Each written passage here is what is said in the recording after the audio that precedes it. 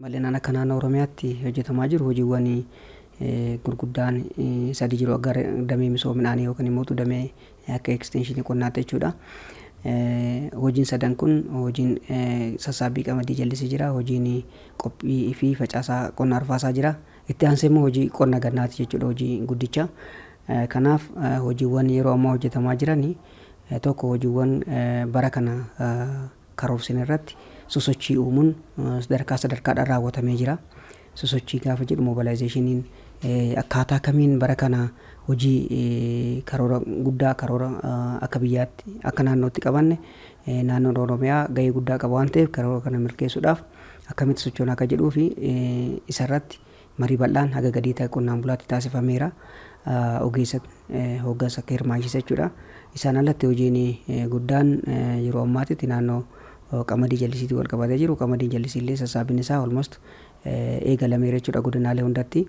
Hagammaatti gara kuntaala miiliyoona 72 sassaabamee galeera qamadiin jallisii.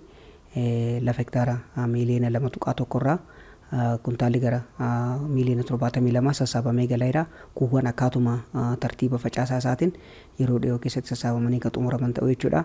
Inni kun hojii qonna arfaasaati. Oromiyaa keessatti qonni arfaasaa parsantii gara 20 taphata, shoora qaba.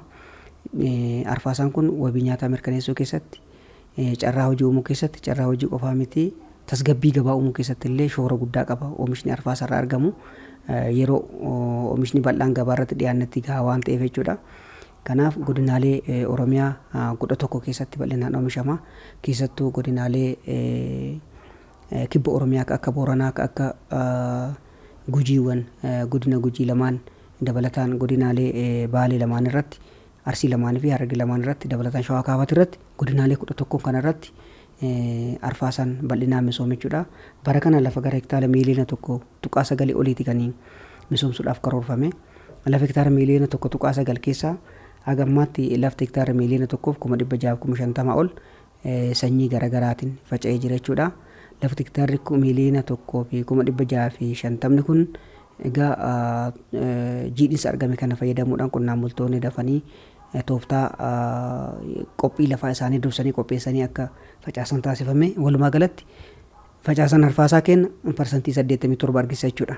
Kanaaf inni hafe mootu yeroo gabaabduu keessatti godinaalee qophii lafaa dursanii eegalanii fi roobni dursee ittiin seeniin irratti hafe waan ta'eef kunis yeroo gabaabaa keessatti kan dhumatu ta'a jechuudha.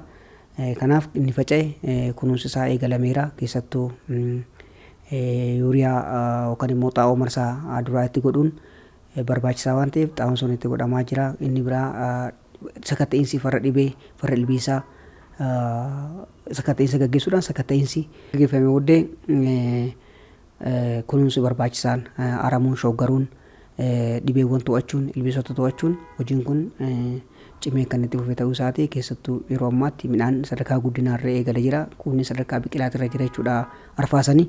Kanaaf nu xiyyeeffannaan keenya guddaan oomishni karoorfanne lafa hektaara miiliyoona 1.9 irraa oomisha kuntaala miiliyoona 46.2 arganna jennetti hojjetaa jirra. Miiliyoona 46.2 argachuuf immoo karoorsuun qofti gahaa miti. Hanga dhumaatti hojumaata isaa eeganii keessattuu qophii lafaa sanyiin faca'ee kun sirnaan kunuunfamuu qaba. Booda irratti immoo yeroodhaan faca'uu qaba. Yeroon facaasaa arfaasaa kun immoo yeroo murtaawaa waan ta'eef kanaaf baay'ee ariifate. Ji'a tokko keessatti kun hundi kan faca'uu danda'a jechuudha. Kanaaf jiidha argame fayyadamametti bal'inaan qonnaan bulaan facaase waan ta'eef oomishni kun akka argamu kunis shoora guddaa taphataa jechuudha.